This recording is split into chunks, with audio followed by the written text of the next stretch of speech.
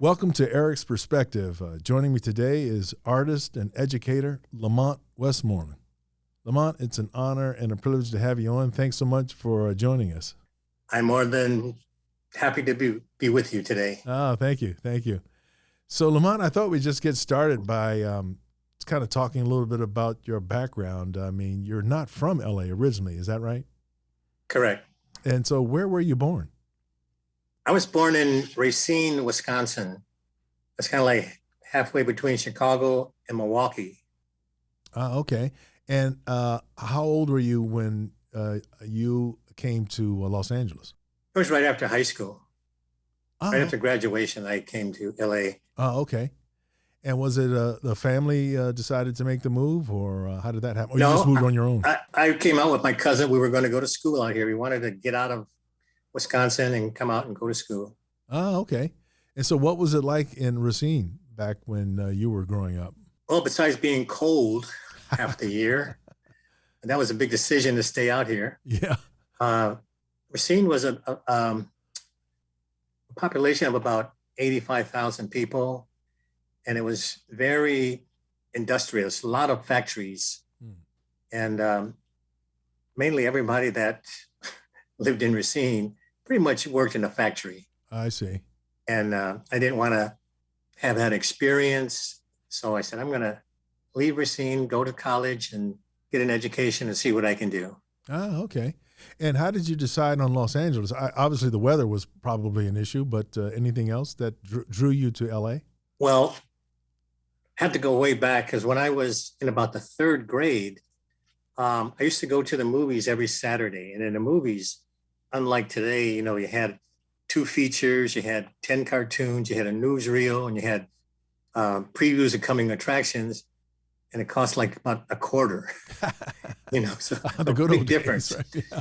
And I love going to the movies on Saturday, watching the horror movies, Dracula, Frankenstein, The Wolfman, all those kinds of really spooky movies caught my fancy.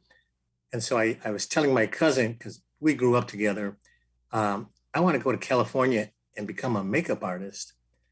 And so that was my ideal job that I wanted to pursue ever since I was in Racine. And from the time I was in third grade until about the time I was a junior in high school, that was my main goal. Ah, I see. And when you were in high school, did you take any art classes or any classes related to what it was you were trying to do when you came to the Los Angeles area? Yeah, in my junior year, my senior year, there were 4 of us in the advanced art classes, and we pretty much kind of ruled Racine as far as art competition, winning all the different kinds of contests that there were in Racine. Mm-hmm. And there were quite a few. And at that time, if you won a prize, it was like $5. And so that was nice. And like I said, there was 4 of us, and I was the only African-American. And like I said, we just kind of ruled everything. We took all the awards. Oh, excellent. Excellent. And what was the climate like in terms of race? Did you encounter the colored only signs and things like that in Racine, or was that not No, an it was issue? really different in Racine because in my classes, well, I can remember in elementary school, I was probably the only African-American in my elementary classes. Mm-hmm. Never had any problems with any of the students, never had anybody call me any names. Matter of fact, we got along so well. I used to go by their homes after school, and we have lunch, and then I would just go home, and I would always be able to go over to their homes. Not a problem. Yeah. And so that was a good thing. Mm-hmm. That was all the way through elementary, all the way through high school. Oh, that's fantastic. So your cousin, was he an artist as well? What was his aspiration? I'm just Now, curious. he was into education, special education. Okay. And so he was the only child in his family, whereas in my family, we had 12 people in our family. And so during the summers, since we were I think 4 months apart in age. So during the summer, I would just stay with him all summer. Mm-hmm. And then during the winter, I would stay with him maybe every other week during the weekends. Oh, I see. And because I can remember my sister telling me, I don't even remember you being at home. I said, well, I wasn't at home. I was with, my cousin Lee. So that's, we were really tight. And we, like I say, from probably second grade until college, because we came out and went to school together. Oh, excellent. And so what college did you end up going to? We started out at Los Angeles City College. Uh-huh. And then we did our 2 years. And then, I did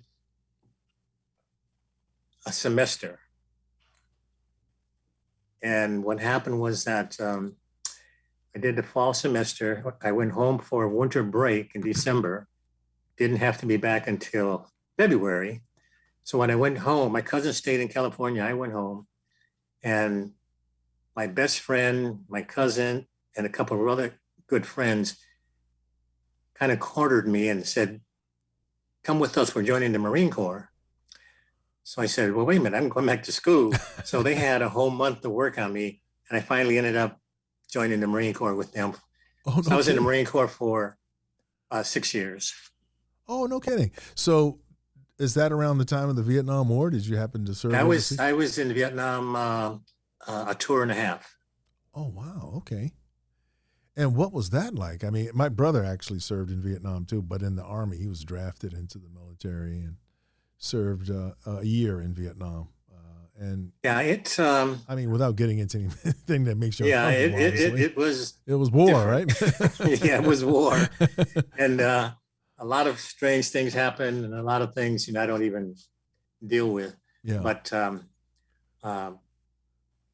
when I got ready to come home, they called me in. They said, Sergeant Westmoreland, it's time for you to go home, but we want you to stay, or at least re-up, and we'll send you back to the States. And they start offering me all kind of crazy things. We'll make you a second lieutenant. We'll make you a staff sergeant. We'll give you all this money. Oh, wow. And I said, I'm going home and I'm going to school. And that was it. Can't say that I blame you on that score. So when you came back from being in the Marines, you went to, where did you go then? To college? I finished up at LA City College. Okay. Did the 2 years there. Uh-huh. Then I went to Cal State LA, received my bachelor's, and I received my master's and my master's in fine art.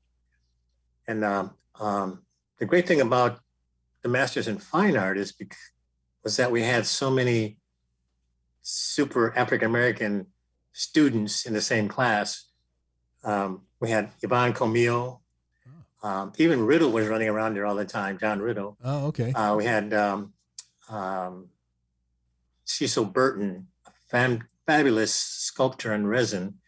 We had Marcia Johnson. And we had another brother, and I keep forgetting his name, but I saw him. He teaches painting at Garfield High School. And I can't remember his name, but he's probably retired now from high school. Oh, okay. Teaching.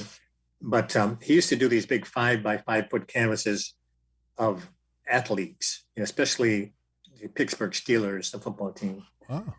And then there was Gary Williams, who was a painter, sculptor. Mm-hmm. And then there was myself.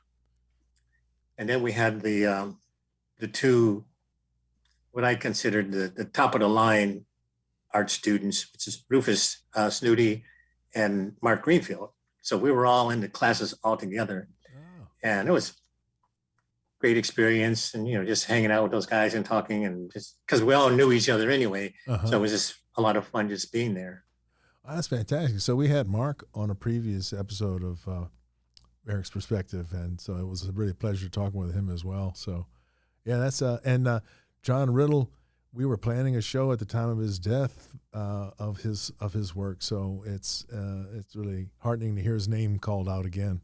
He was such a big influence I know William Pajot, for example, talked about him as well. Did you ever encounter Pajot, by the way, in your? Yeah, Pajot, he came to the studio one time to purchase work for Golden State. Oh, okay. So I guess it's still in the collection, but I ran into Pajot quite a few times, and so he knew my work, and so he came by, wanted to pick out something. Yeah. That was such a great thing he was doing there at the Yeah. Golden State, building that collection and focusing on the artists that are local to LA and some that weren't local to LA too, by the way. But anyway, so when you were in school, you named several of the artists you went to school with, but were there any other artists that would you say that were like a big influence on you that weren't necessarily classmates of yours? Well, when I was in a senior in college at Cal State LA, I had a really good friend by the name of David Yamaguchi, and we used to work together, in the evenings, on our paintings because we were both painting majors. Mm-hmm. And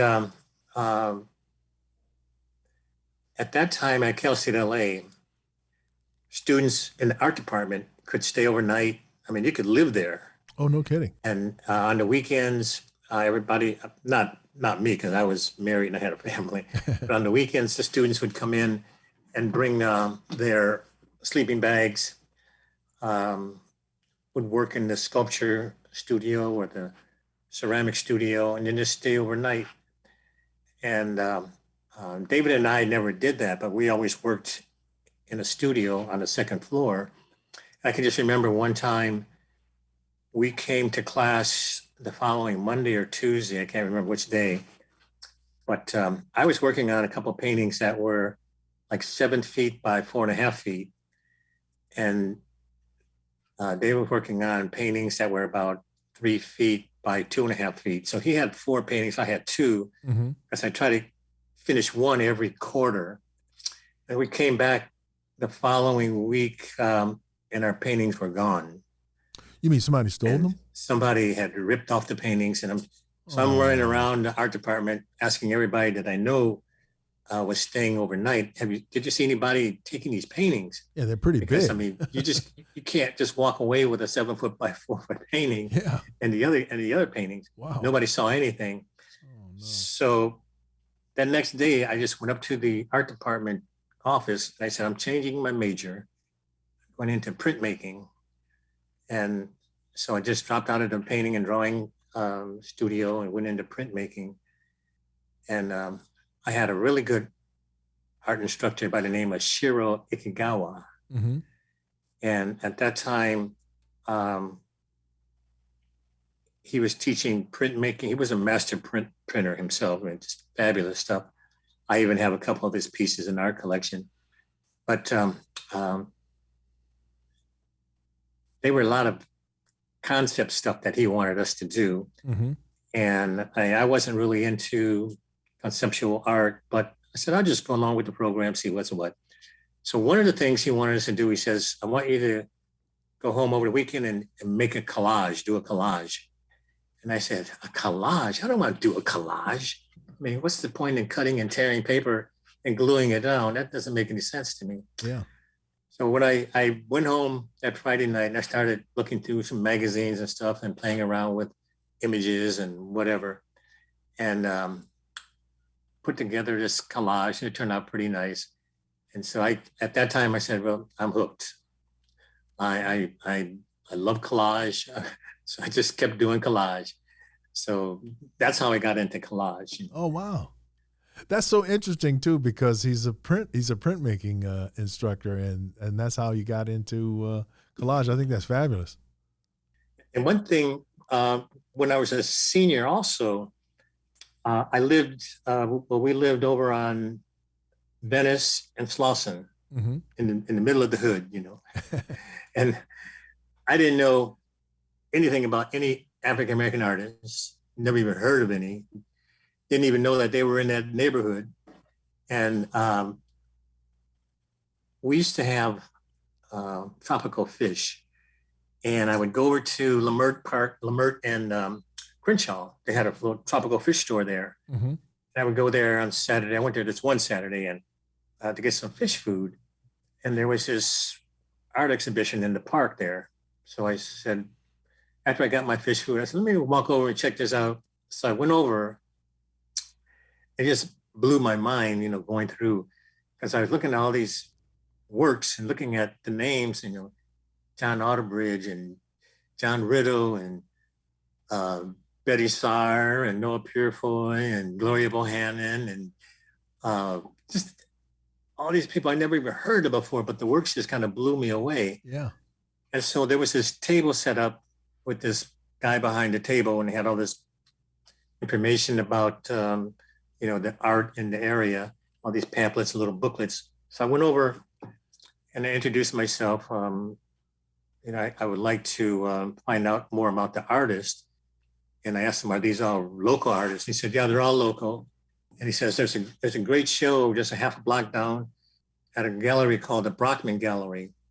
You should go check it out. So I said, okay. So I walked down half a block, saw the sign, the Brockman Gallery, went in, and I went upstairs and blew my mind. I can imagine. It was a two-man show, David Hammonds and Timothy Washington. Oh, wow. And I said, wow. And I stayed up there. It must have been a couple hours because I was looking at David's work. And I said, how is he doing this? Just amazing. Yeah. And I was looking at Timothy's work and I said, this is incredible, so intricate, this engraving is amazing, Yeah. And so, again, these were local artists, nothing about them. That following week, I went back to school at Cal State LA, and there's a really good instructor named Joe Solday. Mm-hmm. So I asked Joe, I said, have you heard of, I just named a couple of names. He said, I know all those guys. He says, I said, well, how come you haven't told us about that? He said, well, I thought maybe you knew about them already. And I said, no. So at that time, I started going to Brockman Gallery for all the openings. I didn't know I still didn't know who was who, but I just wanted to go and be in that environment and look at the works that were being presented. Yes. And so when I was a senior, I approached the gallery. I called the gallery and I said, hey, I'd like to have you take a look at some work. And at that time I was working at a company called Elster's, and I was working part-time in the blueprint section of the corporation. And I kind of figured out how to do printing on Mylar. And I found all these different kinds of images and I printed them all out, put them on Mylar. And then I peeled back the Mylar so you have a sticky surface. And then I would go and cut out images of African-American images and put them on a mirror and then put the Mylar image for that. And then it was ready to map and get out there. Mm-hmm. And so that you weren't only looking at the image from the Mylar, but you saw the image of the African-American images that I had behind the Mylar. Mm-hmm. And then you had your image in the mirror. So like a triple image kind of deal. And so I brought slides of the works. I bought one work for Alonzo to see, and he loved them. He said, these are great. So he set up a show, a two-man show. And the other artist came from Long Beach State, and his name is Greg Pitts. Oh. And I never heard of any of the artists, so I definitely didn't hear of Greg Pitts, So we had a two-man show, and it turned out really well. Oh, that's fantastic. So would that be your first commercial art gallery show, or? Yes. Oh. Yeah. Wow. Yeah.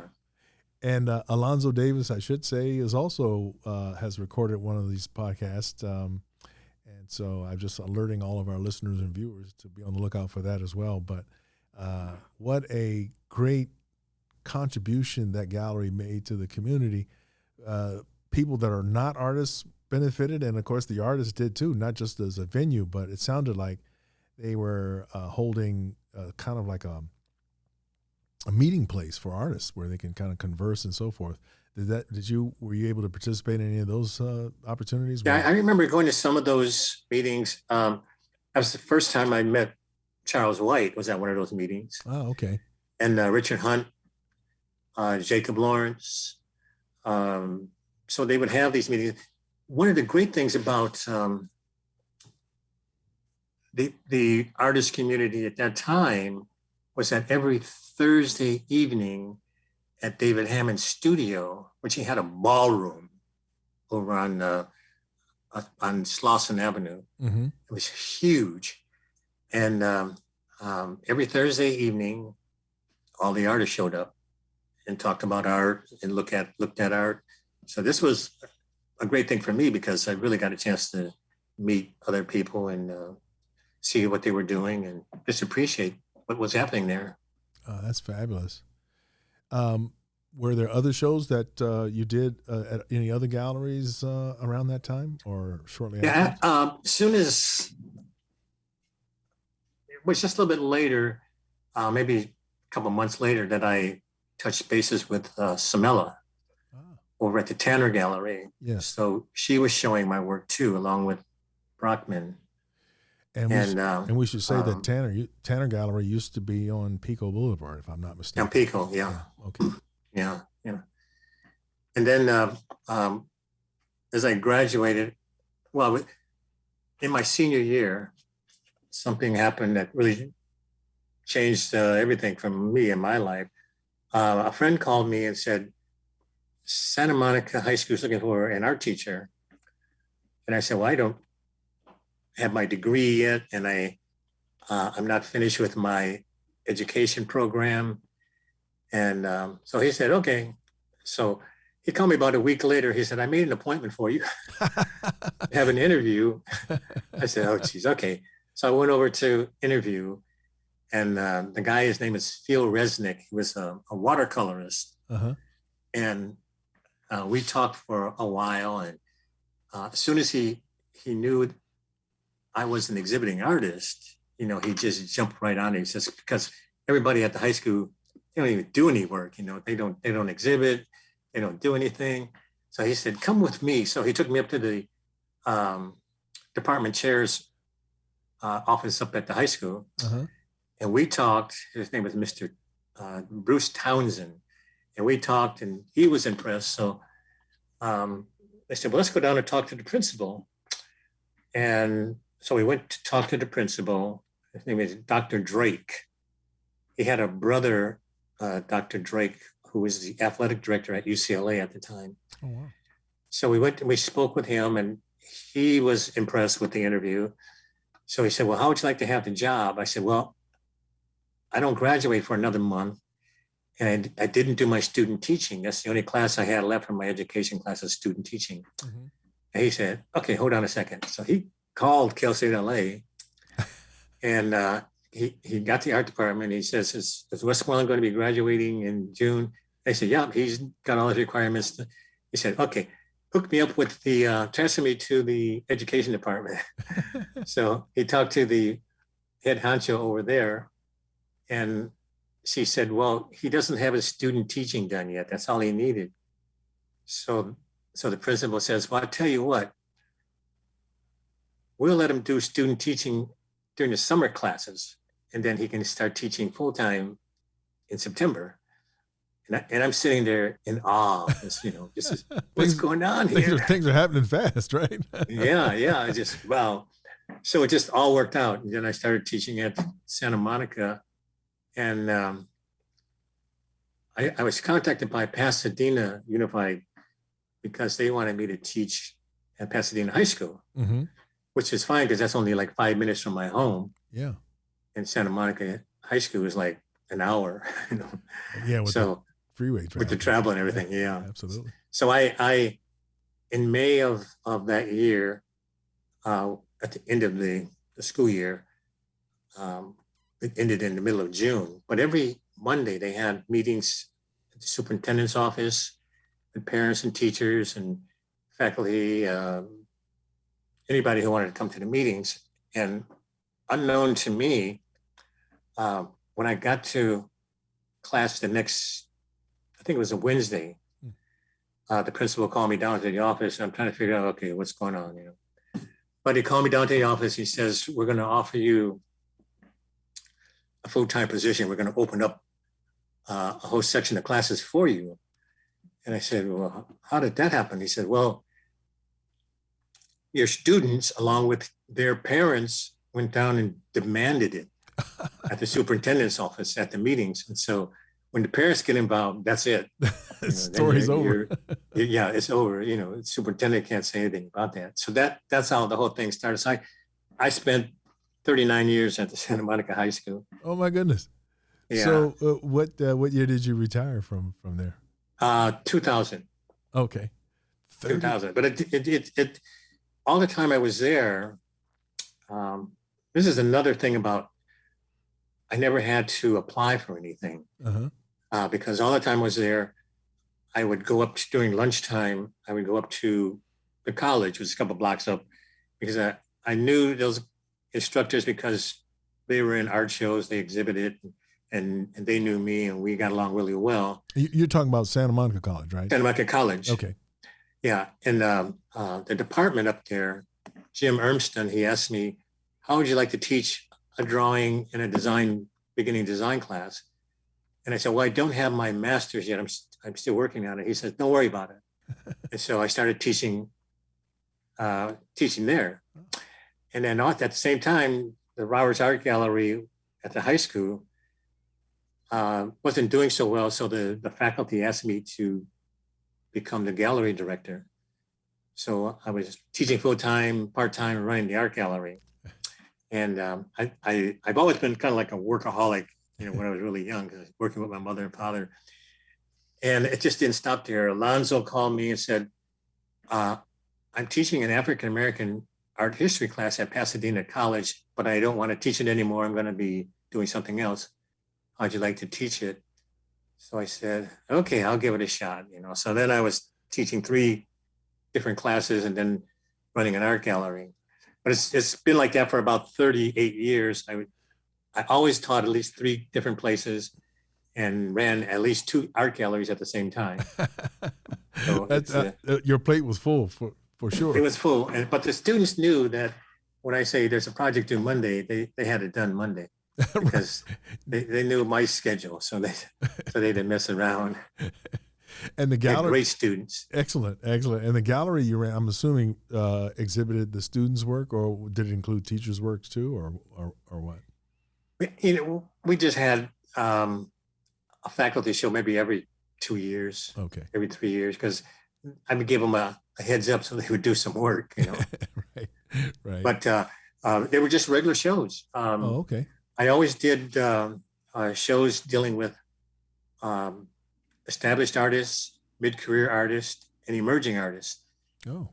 And I always had group shows, and out of those, I always had women in the shows, and I always had minorities in the shows. Because we had, matter of fact, one of my top students, Timothy had a show up there, dealing with his animal figures and stuff, his assemblage. And I had a great student who just loved his work, and he just loved what Timothy was doing. But it just never stopped, because Cal State called me and they said, "We want you to run our gallery and teach one design class." And then Dominguez called and said, "We want you to teach an art, not an art history class, but a art education class and a design class." So in all, throughout the years, I was always traveling all over, Southern California, teaching all these classes and running 2 art galleries at the same time, which was crazy. I can imagine. So you did take those teaching jobs you just mentioned, Cal State, Dominguez, and Cal State. Yeah. Oh, and so it sounds like it wasn't just drawing and design, but also, did I hear you say you taught art history as well? It was not art history, but art education. Art education. And those classes were set up for seniors at the university who were going into elementary school teaching, and they needed to know about color theory and how to design and make different kinds of projects. So I understand. Showed them how to do all, I understand. And so, with all that on your plate, how about your own work during that period of time? Were you still focusing mostly on collage, or were you? That's the other question I also wanted to ask too about. Did you still paint at all, or did you just devote your creative energy mostly to collage after making that discovery? Most of it was a collage. What I did my first year at Santa Monica High School, during that summer at Santa Monica High School, I went ahead and stretched another um, 7 by 4 foot canvas and worked on that um, during the summer Mm-hmm. and then during the fall. But other than that, everything else was collage and assemblage. Okay. And when you did paint, was it? Would you characterize it as figurative or abstract or somewhere in between? Yeah, it's figurative. Oh, okay. And then I would add some assemblage stuff to it. So, and it was basically acrylic paint. Uh, Yeah.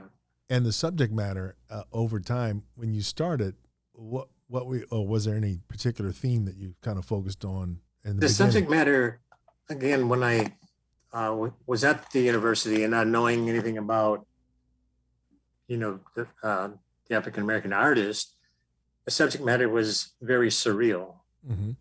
I was really into kind of surrealism, and the distortion of figures and stuff like that. Mm-hmm. But then again, as soon as I started dealing with collage, I didn't have to do that. Everything became pretty much what I did.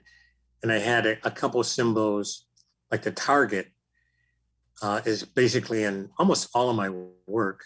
And I put it up there so that the art critics could take their best shot at the work. So at that time, I was getting a lot of feedback from different critics. And I said, well, I'll give them something to shoot at. So I just started using the targets in the works. I see. So the target was kind of almost like a taunt taunt might be a strong word, but sort of directed towards the critics specifically, huh?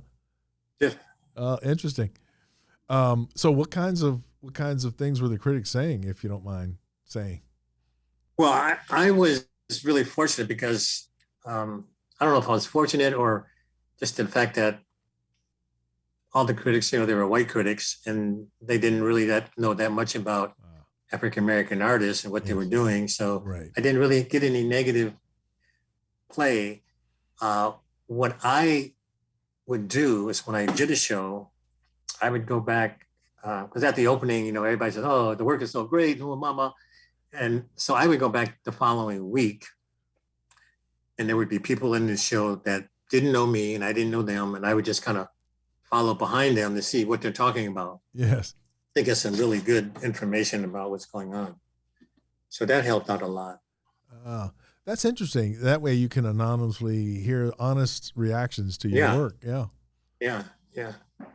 Excellent. And when I was at Santa Monica High School in 1993, I received a call from the principal that they wanted me to go to this conference room. There were some parents in there. They want to talk about their son and see how he's doing in class. So I said, okay, I'll take off and go. So I went in the room and they introduced me to Berta and Frank Gehry. And I didn't know anything about Frank Gehry at the time. The architect you're talking about, right? The architect. Oh, okay. And he just wanted to know about his son, Alejandro Gehry, Alejo. And I said, he's doing great, because at the time he was doing great. He was the first one to come to class, get his stuff out and start working. Uh-huh. And so I met with them every other week for 3 years. So we became really good friends. And when our house burned down in 93 in the Pasadena fires, Frank called up and said, let me design a house for you.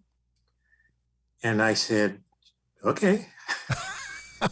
Right. How do you turn that down? Right? Yeah. That's incredible. So he said, come to the studio, you and your wife, and we can sit down, look at some designs, and we can make something work for you.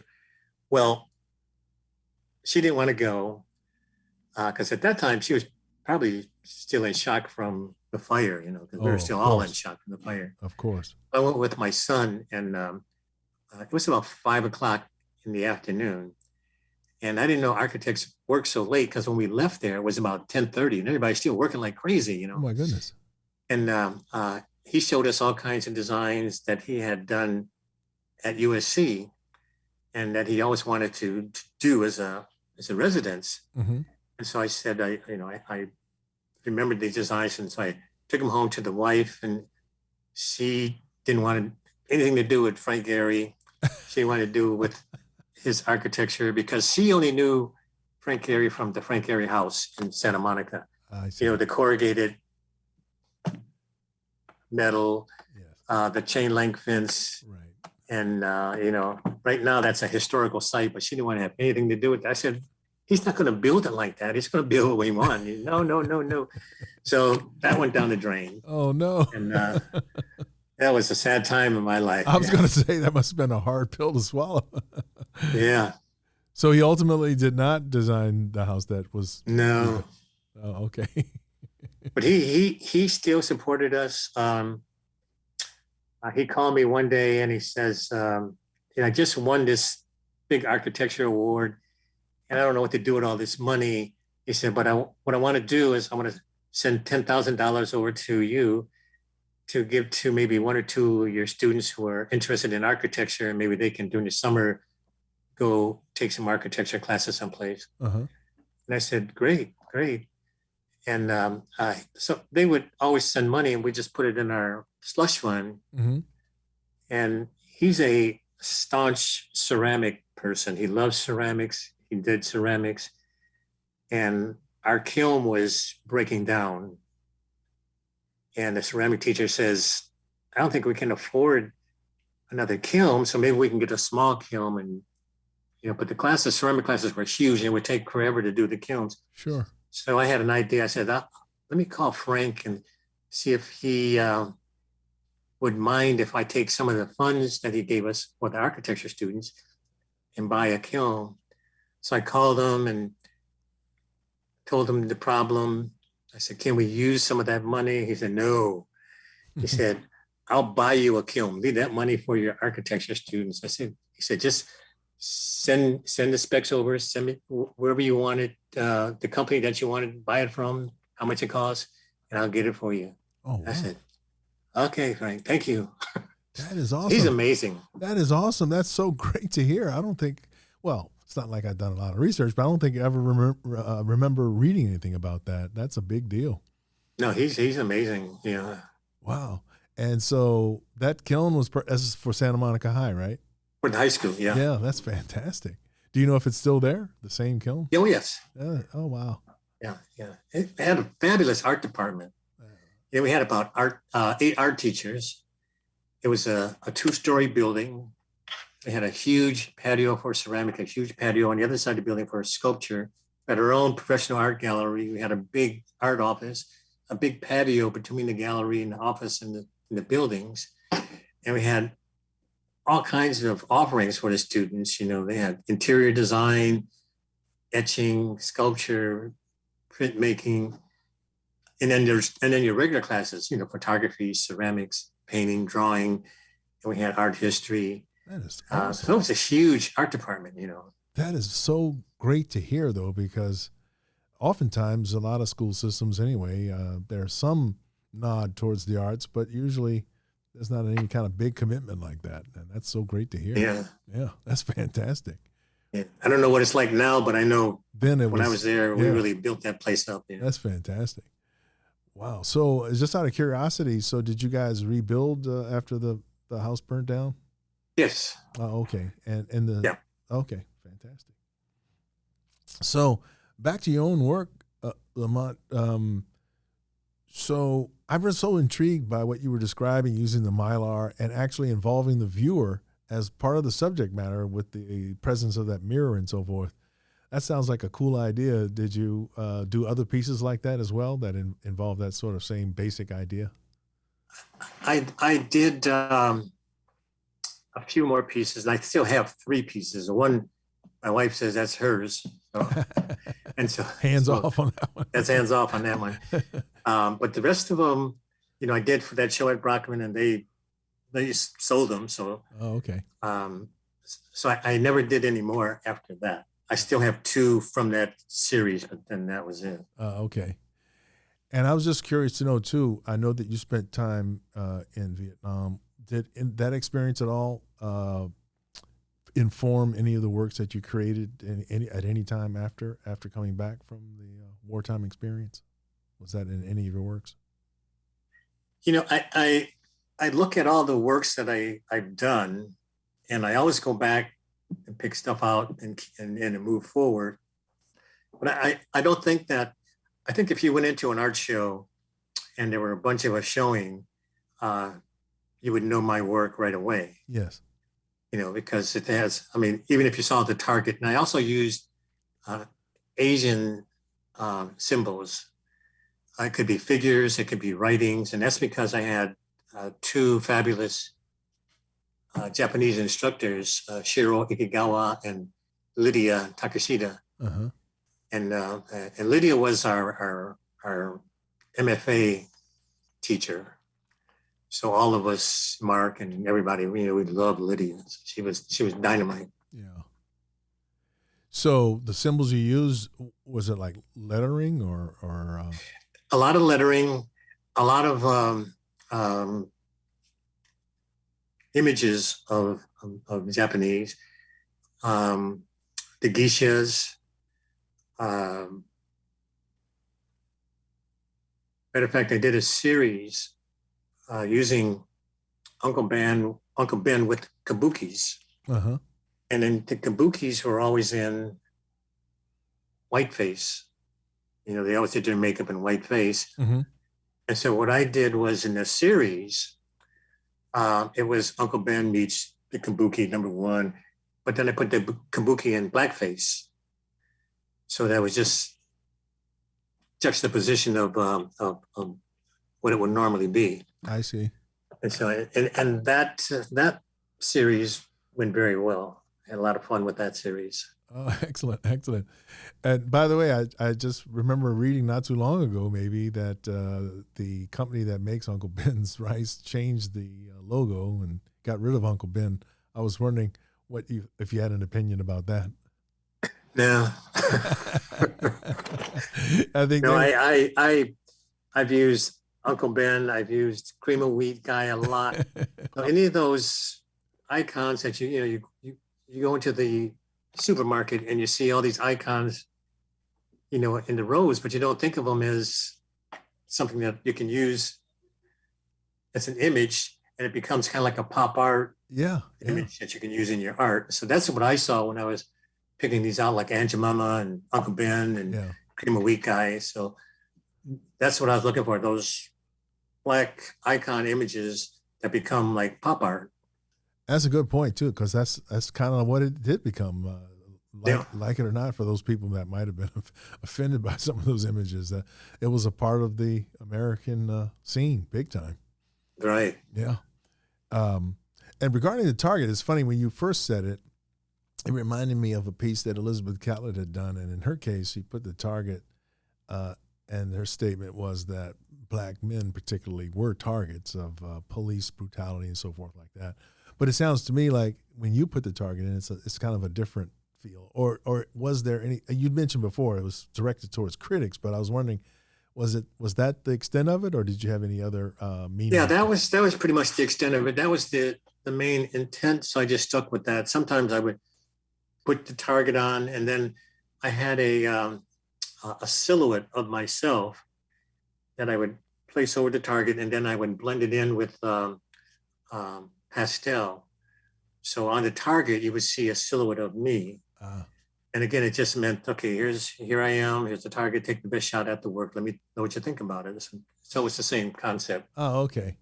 It's so funny because I've talked to a lot of artists, and I've talked in one case, in the case of Walter Williams, his widow was explaining how much of a big risk, even though he was pretty well known, he was always nervous about what people would think about his work. And I know a lot of artists, it's a risk. You put it out there and you kind of wonder how people will respond to it and whether they'll like it. And some people, like artists, are just like the general population. There's some people that they take it with a grain of salt. There's some people that, might respond in a different way.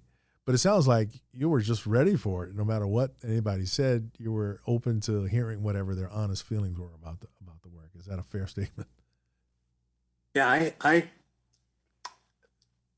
in my art, in the whole spectrum, from teaching, to running a gallery, to doing my work, I kind of put it in categories of importance to me. I love teaching, Yeah. especially I love teaching at college and university, but I think my heart and soul is teaching at the high school because I always got the cream of the crop. The counselors knew students came in to pick art classes. They already asked them, "Are you really, are you willing to work? Because if you're not, I'm gonna put you in another art class. You're not gonna go in Westmoreland's art class." Yes. And so I always got the best students, and it always worked out great. Oh, excellent, excellent. And I think that's really the best. A student, I don't know, may or may not feel this way, but to be pushed to the max and not kind of be allowed to skate along is ultimately to the benefit of the student, I would think. Well, a lot of times when you get these students that are super students and you get some that are very, very good, you have to kind of figure out what you're going to do with them. My best students, like Frank Airy's son, was really good. Lou Gossick, I had his son, which was really good. I didn't have Aretha Franklin and Glenn Turman's daughter, Stephanie, but I understand she was really good. But when you get those good students, you want to keep them. Yeah. And in my case, I had students coming in from other school districts because they had heard about, how I teach. I had students who definitely, if they were stuck in another art class, they would have a fit if they couldn't get transferred out and come into my class. And then all these students are, well, not all of them, but a lot of them are really great artists now. They're showing all over. Like Frank Airy's son is a great artist. He's showing all over. And some of them are into animation. They work for Disney. They work for Hanna-Barbera. They do a lot of, great things out in the art world. Yes. And they always let me know what's going on. They're always emailing me. That must be we very get gratifying. together every now and then. Yeah, and we get together every now and then for lunch or something. Even the students that are up north, they all text me, say, "I'm coming down a certain time. I hope you're going to be around because so we can do lunch or something." And what happened was that I think it started about 1980. At the end of the senior year, I would take all the seniors, and we would have they would come up to Pasadena, come up to my house. I show them my collection, and I show them my studio, and then we would go to have lunch, and then they go back to Santa Monica. And then the next year, I take the new group plus the old group and do the same thing. And that happened year to year to year to year until the year 2000. So we had this massive body of students that had gone to Art Center, Stanford, all over the place, but we all met, just like this massive body of people meeting and coming up to the house and then going for lunch. I think that's fantastic. It must have been very gratifying. It must still be gratifying if they maintain contact with you like that. Yeah, they stay in contact. Yeah, that's fantastic. Another thing about the this, when I first get the students, as we don't get them as freshmen when I first started, but as sophomores, they come into this class and I tell them, okay, what the class is all about, and I say you're going to have to go out and write a critique every week and turn it in. You have to go out to visit art galleries or go to a museum, whatever. And I gave them a list of places they could go in Santa Monica or around Santa Monica. And I gave them a list of about 3 pages of art vocabulary. And I said, I want you to use this when you write your report. And then, of course, there's always somebody in a class that's probably not an art major. And they say, raise their hand and say, what? And they say, I thought this was an art class. I say, well, it is an art class, and you're going to study art. So, but then so that was their sophomore year.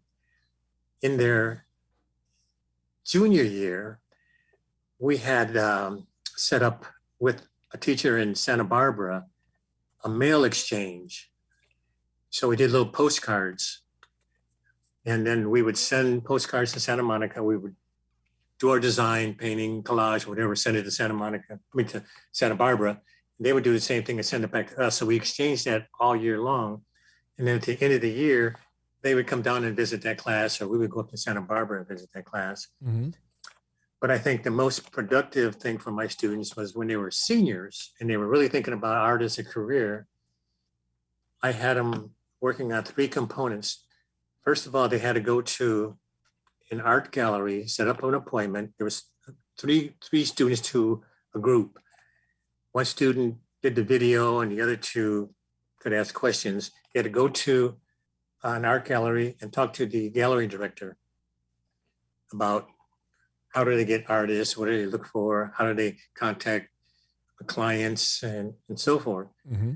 And then that was one component. The next component was they had to go to an artist and see how they got into the field. How did, what were the pitfalls? How did they contact a gallery? How did they do this? How did they do that?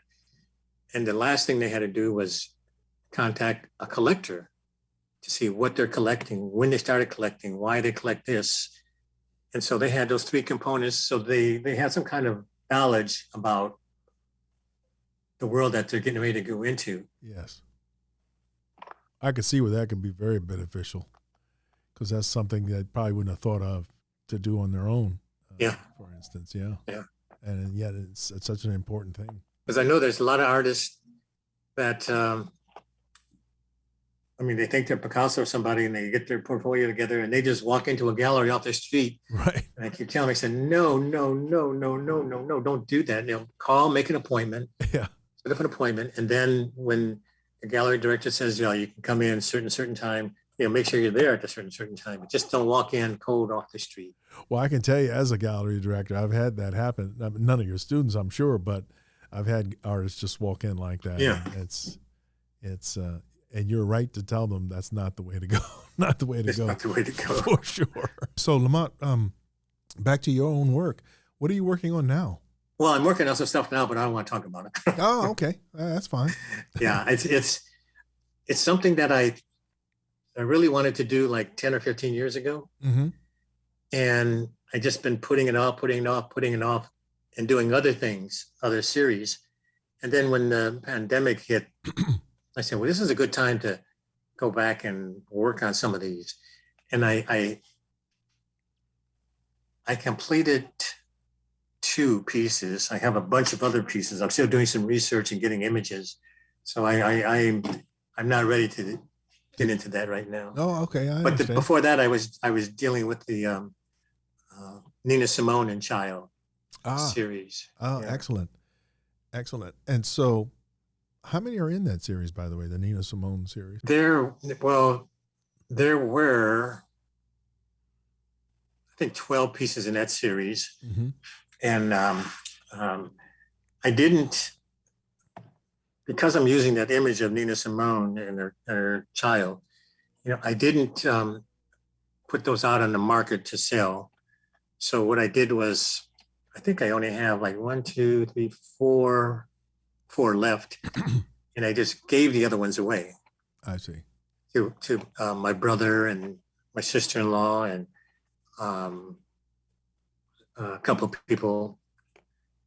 And that way, I don't think I'll be in any trouble for copyright infringements, because I'm not selling anything. It's just something that I did and I gave it to somebody. Oh, okay. I'm keeping my fingers crossed. It doesn't sound like you'll be in trouble. And she's a public figure anyway, too. So, but of course, I'm no lawyer. But why did you pick Nina Simone? I again, when you're looking, especially when you're working in collage, you're looking for images that just kind of jump out at you. Mm-hmm. And that was such a strong image in black and white. Yeah.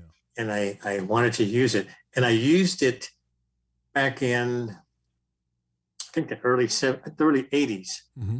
And I just did one piece on that. And that one I did with the mirror image. Okay.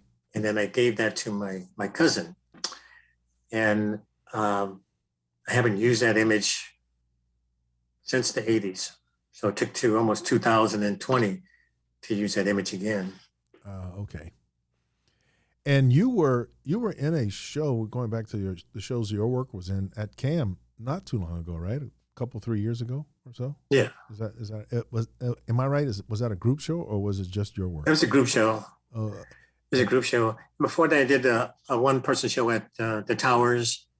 Oh, the Watchtower. Okay. At the Watchtowers, Yeah. before they, yeah. And then at that's the show I did a series. I think there's 50 pieces in a series of African American artists, male artists, and then there was about 20 pieces of African American women artists, and so that's where the one Auto Bridges was from that series. I did, I think, 4 pieces of that of Auto Bridge. Mostly everybody else, I did one piece. There was a few pieces like David Hammons and I think Charles Dixon and Timothy. I did 2 collages of those people. Oh, okay. What a nice tribute to them too, by the way. I think it's fantastic. Yeah. And so what's on the horizon? I mean, aside from the works that you're working on now, but anything else going on that all our listeners and viewers should be aware of? Are you? No, I'm getting ready. We love the cruise. So I'm getting ready for, I think 3 cruises coming up. Oh, excellent. Okay. And we've cruised all over the world. And the one thing my wife and I do, cruises, they set up tours for you to take all the time, on these buses. But every place we go, we grab a cab and say, take us to the museum. Excellent. Take us to the art museum. The last one we were in Cuba, and we went to the museum, and there was a big banner as you go into the museum. It says exhibiting, and they gave a date, David Hammons. No way. Yeah. David. So did you actually see the show? Oh, no, he was doing an installation. Oh, he was doing an installation. Okay. Yeah. And that's incredible. And David's installation was, have you been to Cuba? I have never been, and I want to go. Well, when you go outside and you're walking the streets, you got the telephone poles and stuff, and all the wires, 1 million wires. Yeah. And so what he did, he just added one more wire all over the city. So you couldn't tell, is that a Hammond or is that just a regular? I love it. I know they paid big money for that. That's great. I don't know why, David. I don't know why this comes to mind, but it reminds me of the article I read where he was selling snowballs in New York City. Oh yeah, winter. Yeah. That's fantastic. Yeah. That's fantastic. Well, that's on that. I've used that image on about 4 or 5 of my collages. Oh, no kidding! The snowball image. Him selling snowballs in Manhattan. Yeah. That's excellent. Yeah, David. He's a trip. We went to Ian had a group of artists go to New York, upstate New York, to a good friend of theirs who has almost like a little museum of Charles White's works. Ah, and by the way, just for our audience's sake, this is Ian White, Charles White. Ian White, son. Yeah. And we went up there, but before we went up there, we went to a restaurant that David had recommended down in Harlem. Uh-huh. Because we were there for that was right after the big show at the Hammer. Okay. And so David was footing the bill for this, and I mean, Auto Bridge was there, Betty Starr was there. Oh wow.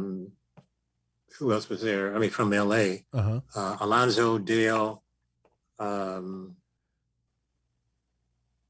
a lot of people. Yeah. But he footed the bill for everybody. Wow. And then nice. The next couple of days, we went up to upstate New York to visit this museum, and took a lot of pictures of everybody up there. And then we had a little roundtable discussion about, African American art, just sit around talking, shooting the breeze. So that was kind of neat, So it's always nice to go up there and hang out with David for a minute. Yeah, absolutely. That sounds like it was great. Well, Lamont, I want to say thank you so much for joining us today and for sharing your perspective. And for everyone out there, thanks for tuning in, and don't forget to subscribe. Thank you. Thank you. It's been a pleasure. Yeah, thanks, Lamont.